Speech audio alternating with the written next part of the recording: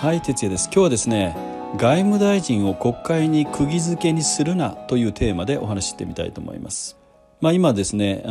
外相会談、G20 というやつですね、G20 の外相会談というのが行われてて、これインドでですね、今年の9月ですかね、インドでニューデリーサミットが G20 のサミットがあるので、その前段階としてですね、外相会談が開かれているんですけど、そこに林外務大臣が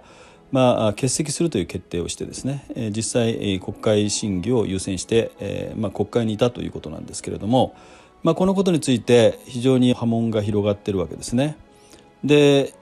僕はツイッターでですね、小林鷹之さんという人がいらっしゃいますね。自民党の議員ですよね。前、安全保障担当大臣だったかな、高市早苗さんが非常に推している人でもあるわけですけどね、信頼して、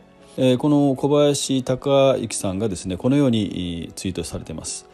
国会審議は重要ですが、今年 G7 の議長国である日本の外相が G20、 さらには故安倍首相が提唱した枠組みでもあるクアッドを欠席することは国益を大きく毀損すると考えます。国際社会に対する責任の問題でもありますということで批判をしているわけですね。私もこのことについてはなるほどなと思いますので、それをリツイートする形でこのようにツイートしました。林外務大臣が出席したからといって必ずしも大きな成果につながるとは思わない。だが一般論として今年 G7 の議長国である日本の外相が G20 やクアッドを欠席することは国益を損ねる可能性がある。この辺はね、小林鷹之さんと同じ意見ですよということなんです。この後ですね、国会審議が大事なのは分かるが、副大臣や政務官は何のために存在しているのかと問いたいということなんですね。今回はですね、どうしたかというと、外相会談であるにもかかわらず副大臣が代わりに行ってるわけですよ、海外にね。で、外国の、いわゆる外相とか、アメリカの国務長官とかね、外務大臣とかと会ってるわけですよね。で、格下になるわけじゃないですか。やっぱり扱いとしては日本はね、G20 インドを軽んじてるんじゃないかというような、見方をね、インドの政府やインドの国民が持ってもおかしくないんじゃないかなと思うんですね。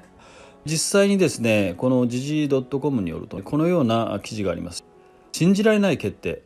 林外相が G20 欠席に批判的インド主要紙ということでね、これちょっと読みますと、日本の林芳正外相が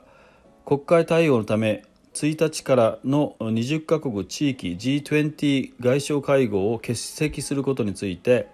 議長国を務めるインドの主要紙は、日本の信じられない決定、これはヒンドゥスタンタイムズという、これ新聞でしょうね、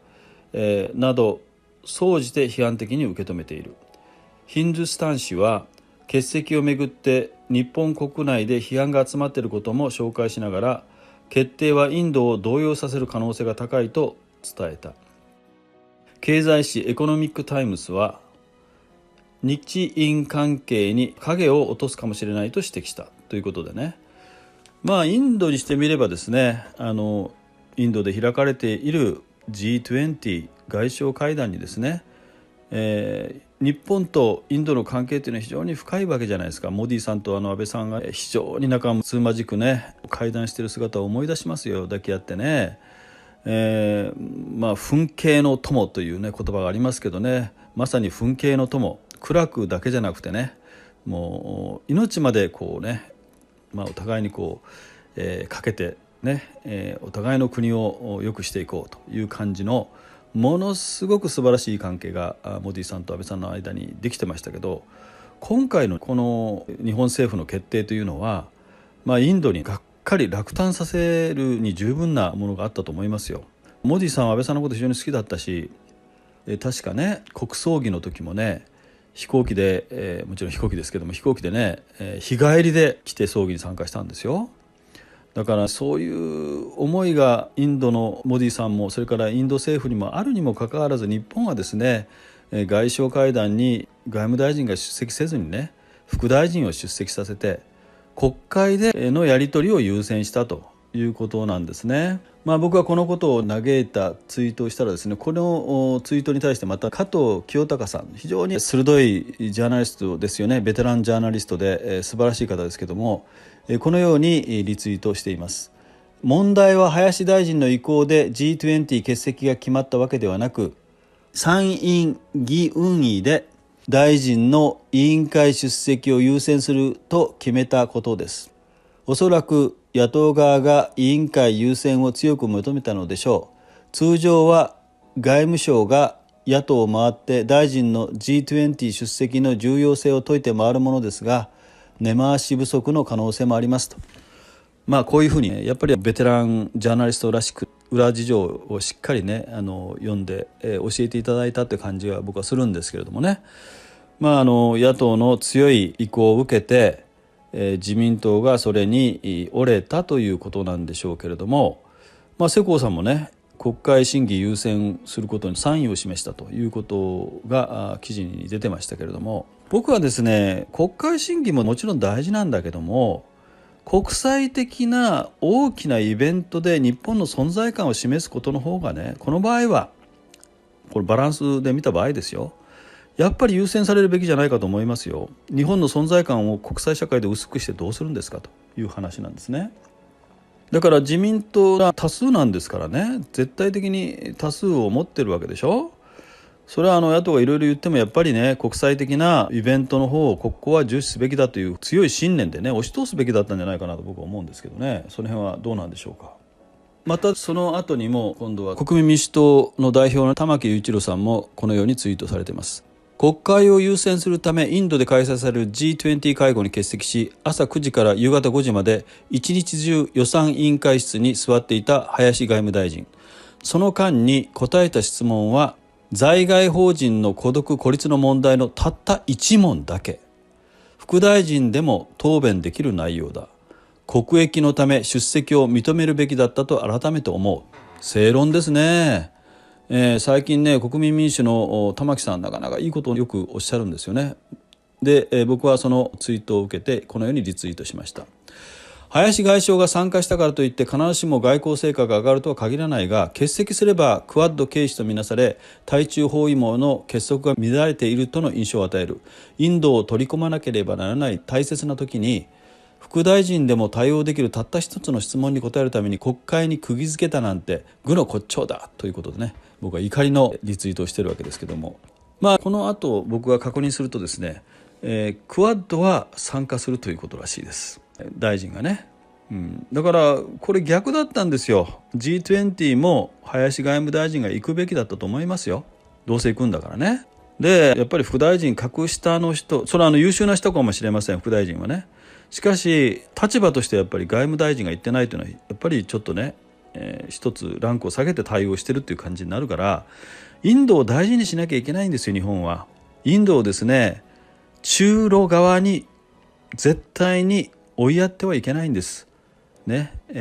クアッドやあるいは西側諸国の、一員としてね、インドを温かく、包摂するというかね、そういう対応をしなきゃいけないのに、日本が一番大事にしなきゃいけないじゃないですか。クアッドでもね、日米豪印のね中核じゃないですか。やっぱり中国とインドを切り離すためにできたみたいなもんですからね。これ軍事的な面はあまりないとは言ってますけれども、できるだけインドと中国の関係をね切り離していく、そして西側とくっつくようにしようというやっぱり意図があったわけです。これは安倍さんがね、主導してやったことですよ。でクアッドにはね参加することになったということで良かったと思うんですけれども、僕が一番思うのは日本のねその政治、政権ですね、あるいは与党ですね、本当に優先すべきことは何なのか、国益とは何か、そしてその国益を考えた場合に、日本の国益を考えた場合にどちらを優先すべきなのか、国会にいて、副大臣でも容易に答えられるたった一問の質問を受けてそれを答えるだけのためにですよ、インドとの信頼関係を損ねるような、国益を毀損するような決定をしていいんですかって話なんですよね。その辺をねもう少し真剣に考えてもらいたかったですね。副大臣が日本にいて外務大臣が堂々と世界の外相と対応するというね、そういう姿にしとかなきゃいけないと思うんですよ。だってこれ副大臣でも全然答えられますもん。政務官でも答えられますよ。なんなら官僚で答えられるじゃないですかね。官僚は答えちゃいけないのかもしれないけど、